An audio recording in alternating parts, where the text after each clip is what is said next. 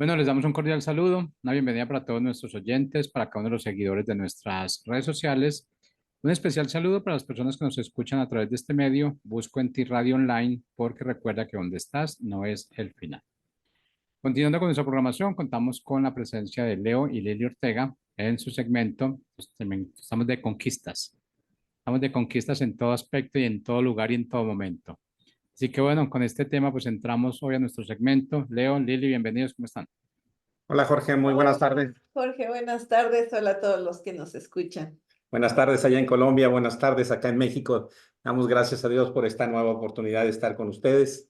Dios es bueno porque nos habla, porque no solo nos habla, también nos muestra en la semana, no solo con la palabra, sino también hoy les contaremos al final un pequeño testimonio de cómo es probada nuestra fe de lo que estamos compartiendo con ustedes. Pues bienvenidos a tiempos de conquista, porque al que cree, todo le es posible conquistar. La semana pasada hablamos de que para conquistar los mayores temores debemos andar en el amor, porque en el perfecto amor echa fuera el temor. De lo contrario, el temor, decíamos, lleva castigo, y eso nos lo dice Primera de Juan 4:18. Vimos también a Job, fue nuestro personaje principal la semana pasada. Lo que siempre había temido le ocurrió. Se hizo realidad lo que le horrorizaba. Sabemos que Dios quitó la aflicción de Job. Eso lo veíamos en el capítulo 42. Dice que aumentó todas las cosas que le habían sido quitadas y lo bendijo más que al principio. Y vio hasta la cuarta generación de su descendencia. Vivió 140 años después de esa prueba. En resumen, el programa anterior hablamos de los temores que nos pueden suceder. Es decir, son aquellos acontecimientos futuros que pensamos que son catastróficos para nuestra vida, como puede ser una enfermedad, la misma muerte, la pérdida de nuestra economía, la pérdida de seres queridos. Yo les haría una pregunta, les hacemos una pregunta. ¿Alguna vez te ha dado miedo hablar con otra persona de Cristo, de tu cristianismo, de tu fe en Dios, de lo que ha hecho Dios a favor tuyo? Hay muchas dudas muchas veces en algunos momentos. O también que te pregunten acerca de la Biblia. ¿Acaso es el miedo a no contestar o que no te crean? ¿O no estás seguro de lo que sientes si tienes dudas? Son muchas preguntas, pero también sabemos que los seres humanos tenemos otro tipo de miedos que tienen que ver con nuestra identidad en Cristo, concretamente con el ser y con el hacer también para Cristo. Es decir, son aquellos que nos paralizan, pues, porque está de por medio nuestra fe en Dios. Hoy vamos a hablar de cómo conquistar otro tipo de miedos y temores que podemos tener y que la misma Biblia los define como un espíritu de cobardía. Por eso el programa de hoy lo hemos llamado Conquistando un espíritu de cobardía. Perdón. El versículo, la clave del día de hoy está en 2 de Timoteo 1:7, que dice: porque no nos ha dado Dios un espíritu de cobardía, sino de poder, de amor y de dominio propio. No vamos a definir la cobardía, ni vamos a hablar de todos los sentidos de la cobardía. Solo vamos a concretarnos a hablar de lo que está en la palabra de Dios.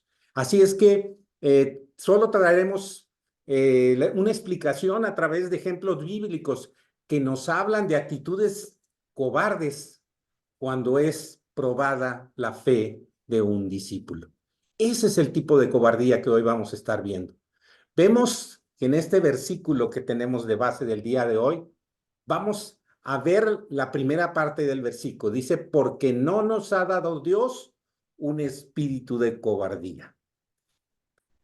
Nos habla este por qué, nos habla de un motivo, de una causa o razón del por qué el ser humano fue diseñado para conquistar sus debilidades. Como lo dijo Pablo, lo vimos la semana pasada, de que el poder de Dios se perfecciona en las debilidades. Para esto tendremos que analizar dos actos muy importantes de cobardía en la misma escena anterior a la crucifixión de Jesús. Así es, y pues hoy vamos a estar viendo pues principalmente a Pedro y también a Judas, ¿no? Pero principalmente a Pedro, porque en él vemos precisamente pues esta cobardía que tuvo cuando negó a Jesús. Es uno de los pasajes, creo yo, duros, ¿verdad? Porque no.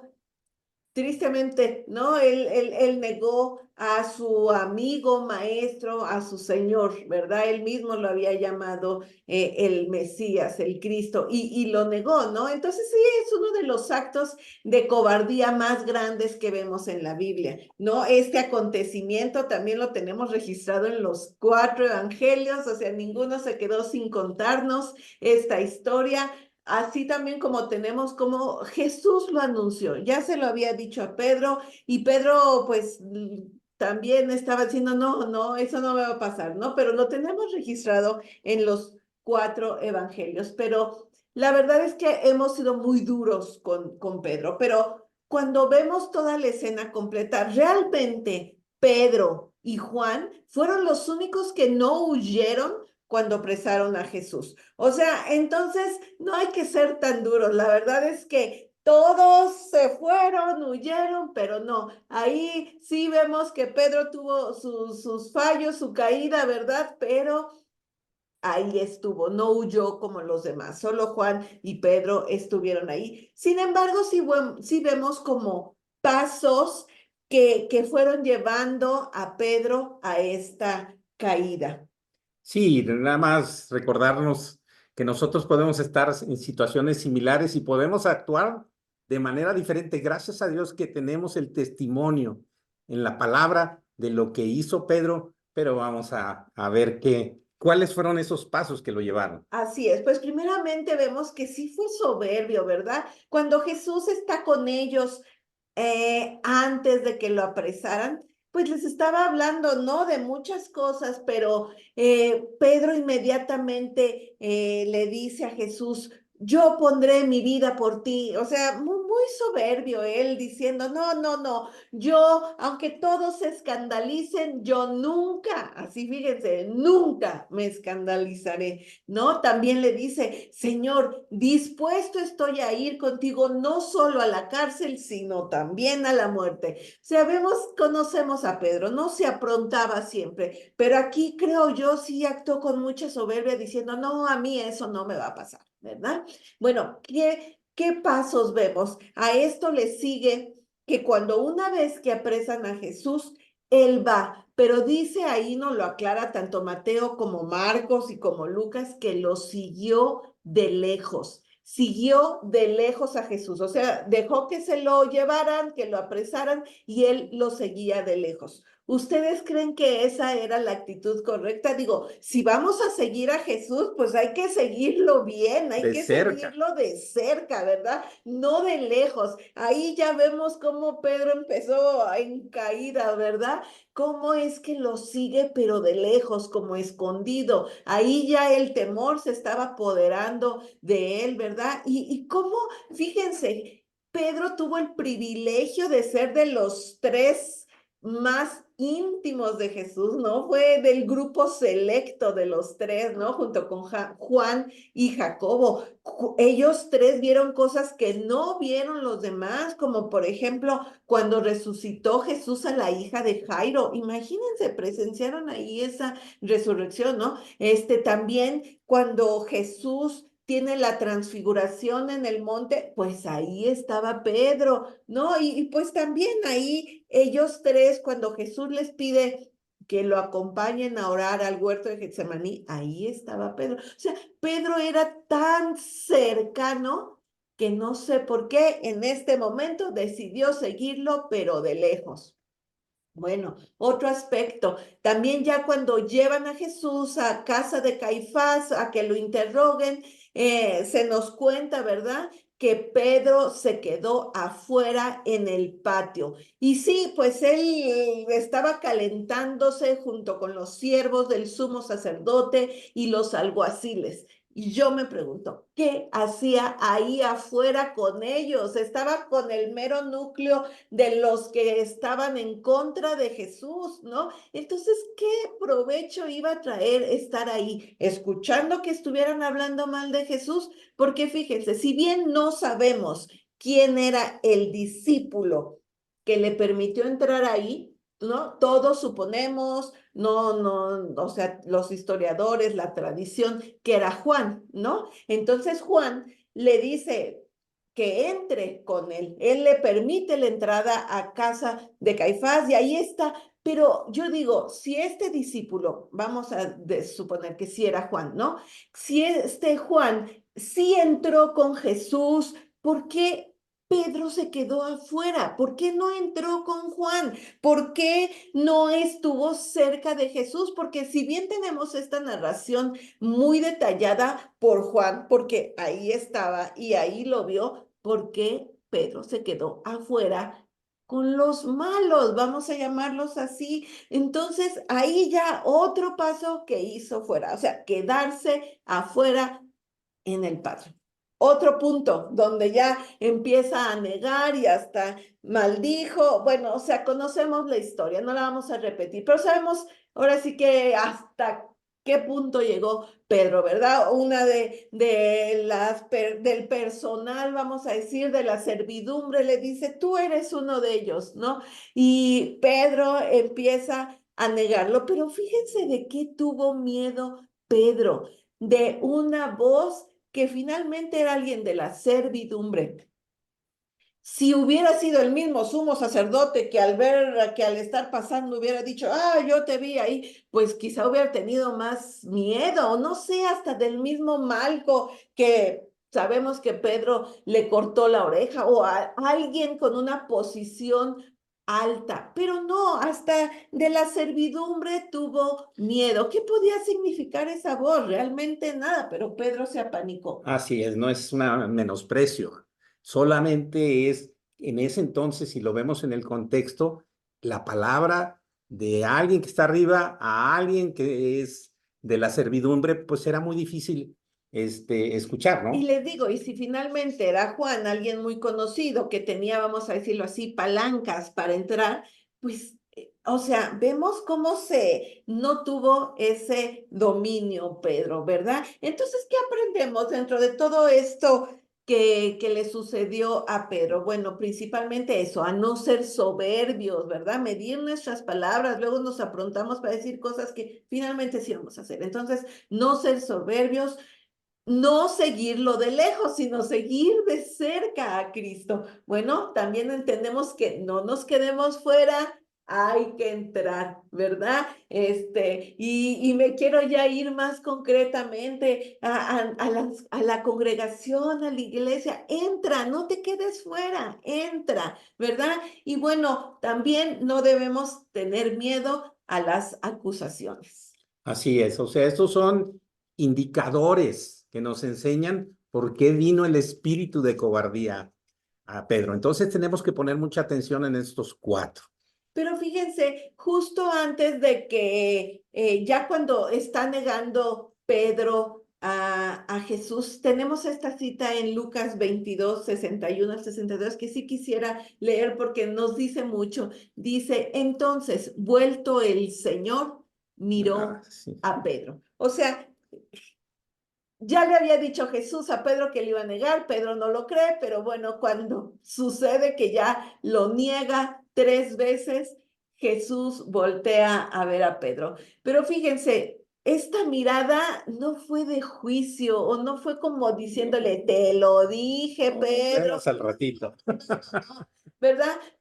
Déjenme acabar de leer esta cita, perdón, ya no, dice, y Pedro se acordó de la palabra del Señor que le había dicho, antes que el gallo cante, me negarás 3 veces.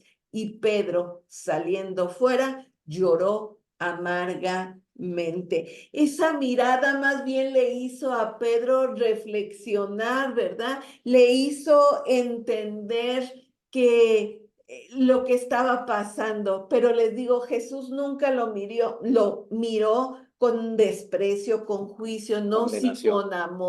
con un amor que después también ahorita vamos a ver. Pero bueno, aquí vemos con ese llanto tan doloroso, ¿verdad? Que se estaba arrepintiendo Pedro. Llegó a este punto donde él entendió lo que había hecho y le dolió y por eso se arrepiente. Cosa contraria que vamos a ver con Judas, ¿verdad? También conocemos, no vamos a leer la historia, ustedes la conocen, como Judas lo traiciona al haberlo entregado. Hijo, la verdad que feo, pero pues sabemos que también ahí Judas tuvo un proceso y tuvo cobardía al no ir a reconocer su pecado ante Jesús, ¿verdad? Él, sí, yo me imagino todas las emociones revueltas que tenía, pero ¿a quién recurrió? A los principales sacerdotes y ancianos que estaban en el templo y les regresa las monedas, o sea, y leemos ahí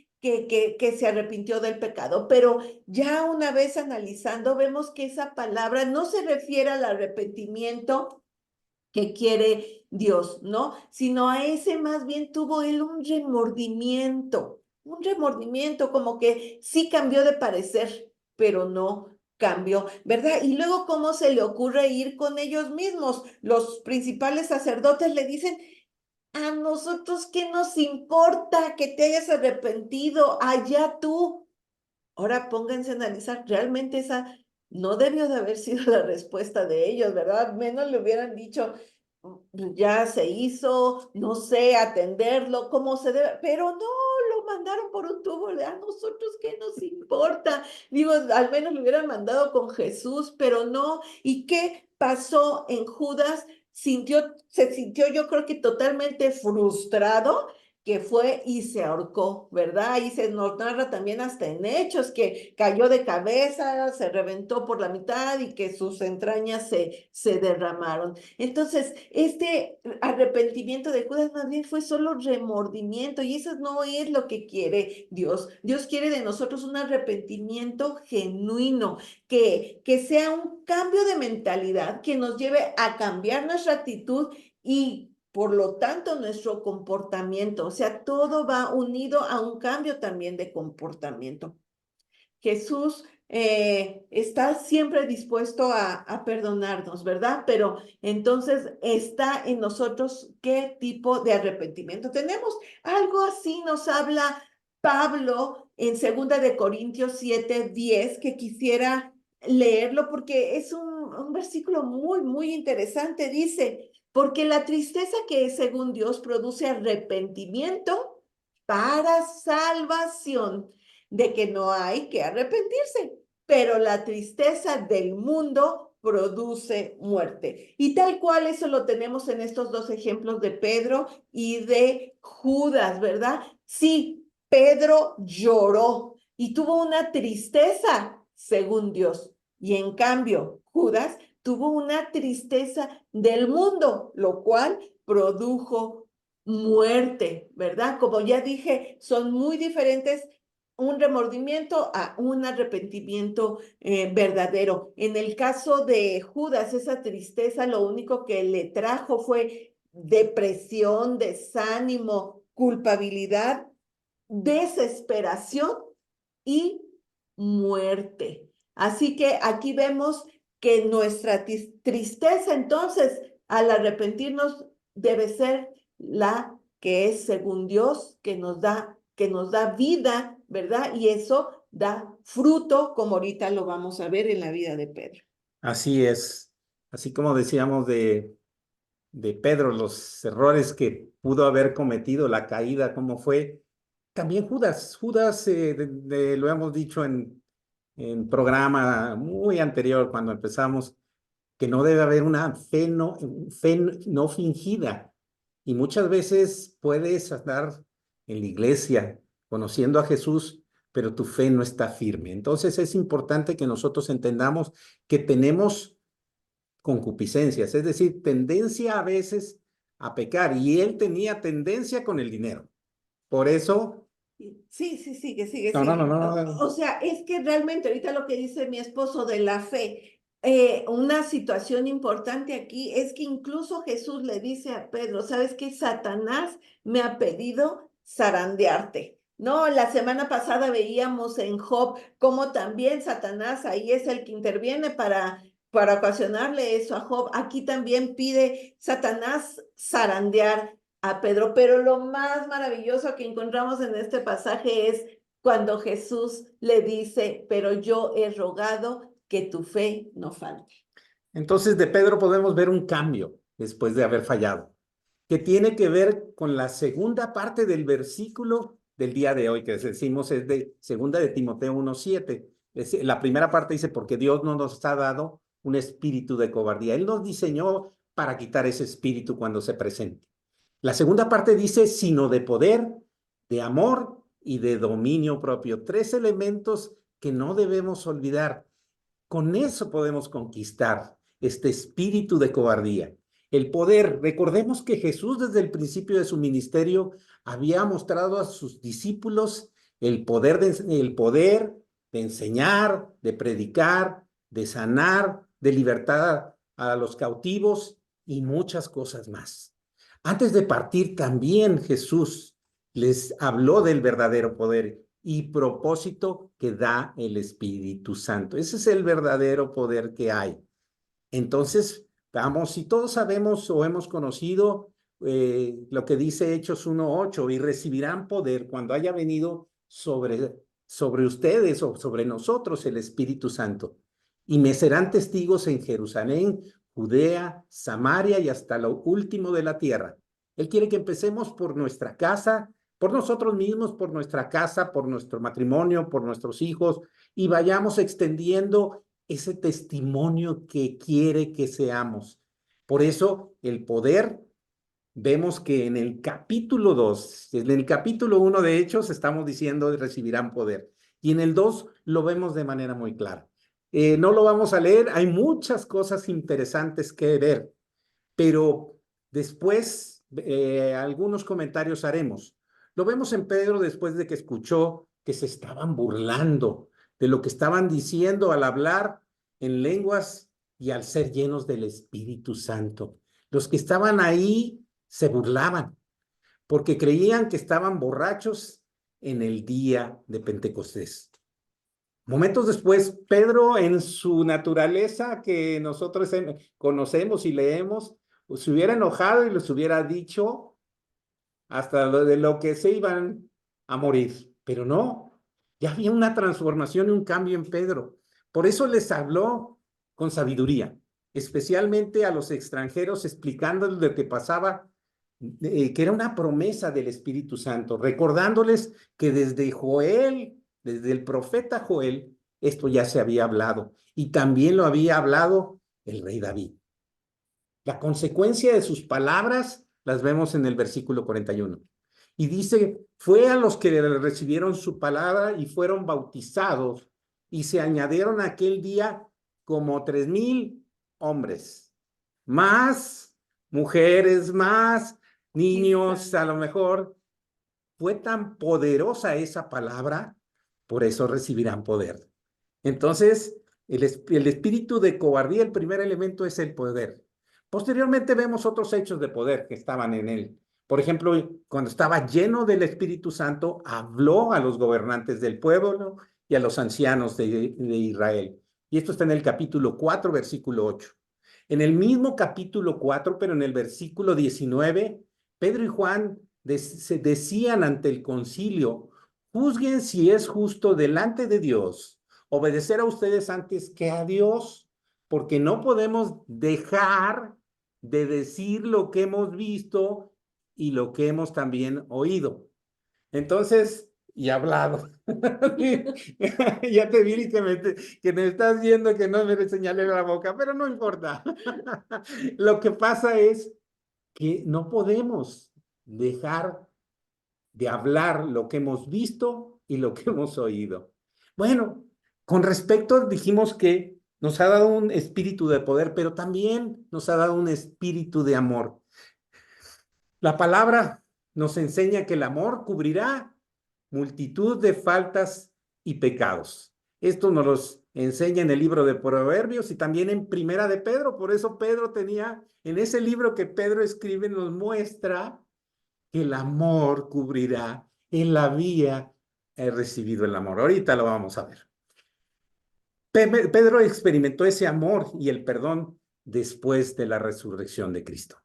Y es que fíjense, hablábamos de cómo Pedro niega a Jesús y pues sí es muy trágico, ¿verdad? Pero si todo se hubiera quedado ahí, hubiera sido muy triste, o sea, no sé, hubiera sido devastador, pero gracias a Dios que Él está para perdonarnos, ¿verdad? Y le dio la oportunidad a Pedro de acercarse a él y declararle ese amor que le tenía a su maestro, ¿verdad? Sabemos el momento en que ya una vez resucitado Cristo se le aparece en una ocasión a sus discípulos cuando están en el mar, ellos están pescando y él desde la orilla los llama y les prepara un desayuno. Imagínense Jesús preparándoles este desayuno, este pescado a las brasas y pan a sus discípulos, ¿verdad? Estaban temerosos de preguntarle si era él, pero sabían que era él, ¿verdad? Entonces cuando ellos llegan, Jesús ya tiene la comida preparada. Y díganme si no es muy interesante, ¿verdad? Cómo con una comida Jesús buscó esta reconciliación con Pedro. Jesús siempre está interesado en recuperar la relación, en restaurar esa relación principalmente con Él. Él prepara, ¿verdad? Y pone la mesa y hace un delicioso desayuno, ¿verdad? Para tener ese momento de intimidad con Pedro. Y es cuando le dice, ¿me amas? ¿No? 3 veces también, así como Pedro lo negó 3 veces, tiene Pedro esta oportunidad de 3 veces declararle su amor a Jesús, ¿verdad? Les digo, el más interesado es Jesús, Él preparó todo. A mí me gusta mucho esta escena porque eso, con una comida siempre va a ser bueno volver a restaurar una relación. Y eso fue lo que pasó. Le dio a Pedro esta oportunidad de volver a declarar, ¿verdad? 3 veces ese amor. Sí, lo negó 3 veces, pero también Pedro le pudo decir directamente, sí, te amo y aquí estoy, ¿verdad? Y sabemos el resultado. Ahorita lo está diciendo mi esposo. Cómo Pedro ya una vez con este poder, ya una vez vuelto en sí, ¿verdad? Y con el poder del Espíritu Santo, cómo habló a tanta gente, ¿verdad? Pero ya había vivido esta reconciliación con Jesús, este derroche de amor que lo vemos ahí en Juan, que Juan lo conocemos como el apóstol del amor, ¿verdad? Solo él pudo precisamente narrarnos esta escena de amor donde Jesús perdona a Pedro, queda olvidado eso. Digo, nosotros lo sabemos, ¿verdad? Porque lo registraron, qué bueno, pero ya había quedado eso olvidado. ¿Y qué pasó con Pedro? Pues a seguirle. Así es. Vemos ya 2 elementos, el poder, el amor y el dominio propio. En Hechos podemos ver cómo Pedro ejercitó el dominio propio. Ya lo dijimos. Cuando estaban hablando de que estaban borrachos, Pedro hubiera echado pleito, porque hasta cortó la oreja de Malco, acuérdense, así era Pedro. Pero él habló con sabiduría. El contexto bíblico de dominio propio se refiere a la capacidad de controlar los propios pensamientos, emociones y acciones en lugar de ser controlado por ellos. Es decir, no nos debemos llevar a veces por nuestros pensamientos o nuestros sentimientos, ni tampoco por nuestras acciones. Creo que hay un cambio cuando Jesús verdaderamente entra a nuestro corazón. Hay una transformación, es el mayor milagro que Él puede hacer. También el dominio propio significa en otras versiones como templanza o control propio, así también los define. Para desarrollar el dominio propio es necesario la atención de otras cualidades que debemos entender. Después de esforzarnos para poner en práctica estas cualidades, por ejemplo, segunda de Pedro, estamos hablando del libro de Pedro. Es el capítulo 1, entre los versículos 5 y 7, nos habla también que debemos poner, dice, ustedes también poniendo toda diligencia por esto mismo, añadan a su fe virtud, y a la virtud conocimiento, y al conocimiento dominio propio. Y dice, podríamos seguir hablando, pero vamos a hacer una pausa aquí. Entonces nuestra fe tiene que tener una virtud, que es una buena conducta, es cambiar nuestra conducta. Muchas veces nuestra conducta cambia de forma externa, y es correcto, empezamos por la forma externa. De la virtud sigue el conocimiento en la palabra de Dios, de lo que es Dios y de lo que es Jesucristo y de lo que puede estar haciendo en nosotros y muchas veces que no nos damos cuenta. Y el conocimiento lleva a eso, al dominio propio. Cuando menos nos los esperamos, muchas veces, así como Pedro, se levantó y habló con su sabiduría. Bueno, hay otros elementos que nos menciona, pero no los vamos a tratar. Pero el verdadero dominio propio sabemos también por la palabra que es consecuencia de andar en el Espíritu. Es un fruto del Espíritu, como lo dice Gálatas 5, 22 y 23. El noveno fruto, bueno, es un solo fruto, elemento, el noveno, es la templanza. Por eso es importante que nosotros entendamos que es importante estos tres elementos considerar para conquistar un espíritu de cobardía. Cuando mis hijas eran pequeñas, les explicaba el poder, el amor y el dominio propio, especialmente a mi hija menor, a Daniela, con tres actitudes que tenían que hacer para enfrentar y conquistar sus miedos en la escuela principalmente. Le decía tres frases: yo puedo, que es el poder; yo quiero, que es el amor; y yo debo. Cuando yo quiero hacer algo, yo puedo también. Y también lo debo. ¿Por qué lo debo? Porque Dios me ha transformado y me ha enseñado. Para concluir en esta mañana, tenemos un versículo en Romanos 1:16 que nos habla del poder del Evangelio. Dice, porque no me avergüenzo del Evangelio, porque es poder de Dios para salvación a todo aquel que en él cree. En esta vida se van a presentar muchas situaciones en el camión, en el metro, no sé, en lugares donde el Espíritu Santo nos pide que le hablemos a una persona. No seamos cobardes de declarar nuestra fe. Asimismo, si estamos en la escuela, si estamos en el trabajo, donde quiera que estemos, Dios se alegra de aquellos valientes que han superado ese espíritu de cobardía, porque nos dio un espíritu de poder, de amor y de dominio propio. Así es que muy buenas tardes, les agradecemos mucho que estén con nosotros y queremos terminar diciéndoles que tiempos de conquista es al que cree, todo le es posible conquistar. Que Dios les bendiga y muchas gracias.